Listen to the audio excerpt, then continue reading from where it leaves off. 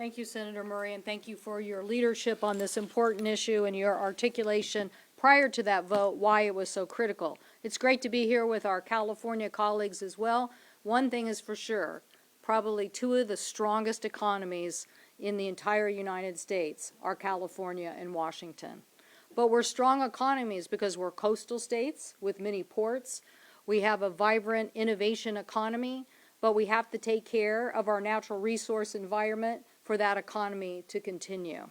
That is why we're here, because we need a reality check on that Republican-led resolution that cut the Army Corps budget by 44% and gave, as Senator Murray said, the administration the power to decide which Army Corps project should be funded. Why did we do this? We all voted against it.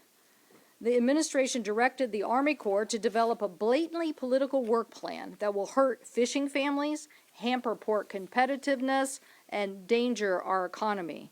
Look no further than the Army Corps' plan for salmon recovery. The Army Corps cut the Columbia River salmon recovery by 50%. On top of that, the administration's 30% cut to NOAA's fishery management programs is a 1-2 punch for coastal communities and their jobs. I can tell you the fishermen and the fisheries depend on this kind of management to continue to move our fishing economies forward. Puget Sound communities are also taking a major hit. The Army Corps canceled $500 million in fish passage, as my colleague said, on the Howard Hansen Dam.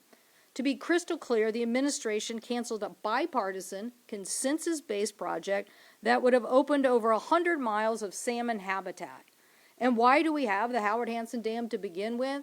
Because the Kent Valley, a critical industrial part, and probably a major part of the aerospace supply chain exists right there.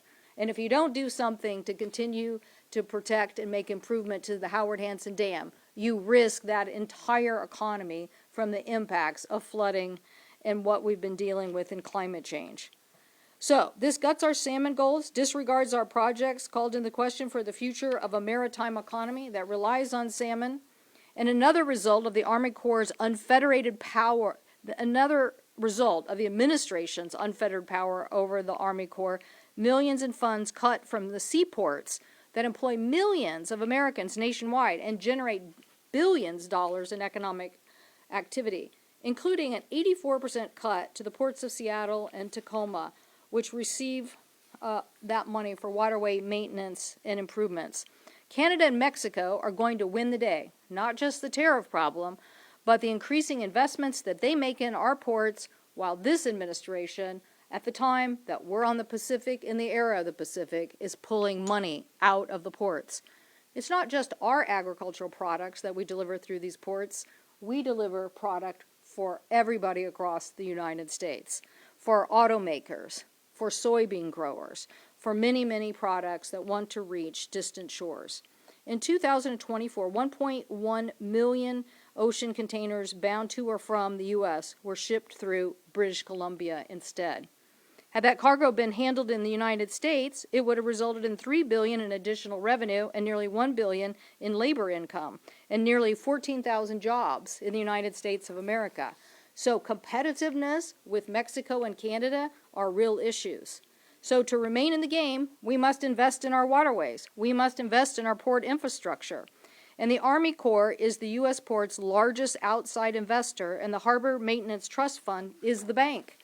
So that is why Senator Murray and I worked so hard to find a resolution in the Water Resource Development Act that would have helped ports of all sizes continue to be supported in the maintenance of crucial ports that handle most of our nation's cargo traffic. But the Trump administration ignored that law, decided politics was more important than investing in America's competitiveness, and the new Army Corps work plan does not include a fair share of the Harbor Maintenance Trust Fund for these strategically vital ports.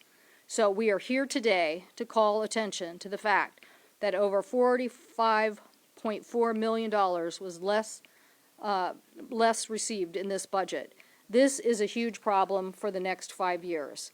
We want to stabilize our ports. We want the Army Corps to do their investment on important waterway issues. We want to grow economic opportunity at an age when the Pacific economy is continuing to grow. We want to be on the doorstep of that access and to be efficient about delivering it, not giving those jobs away to Canada and Mexico. Thank you, Senator Murray. And I